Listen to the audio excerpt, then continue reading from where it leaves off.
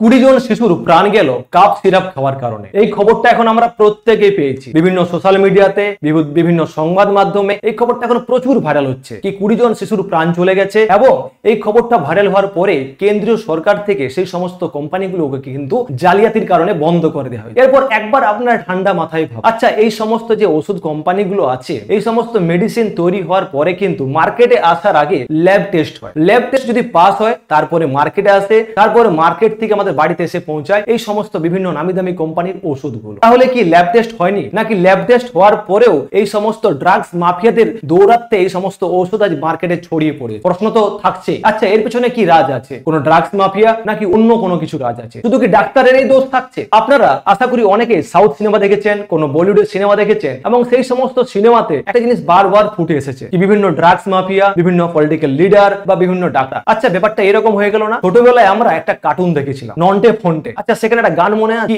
আসল বেয়াদব ফন্টে নাকি মরকট কেলটুরাম নাকি অন্য কেউ নাকি মজাদার নন্টে ফন্টে? ব্যাপারটা তেমনই হয়ে গেল না? কি এর পিছনে কে লুকিয়ে আছে? কোনো পলিটিক্যাল লিডার নাকি কোনো ড্রাগস মাফিয়া? প্রশ্ন কিন্তু থেকেই যায়।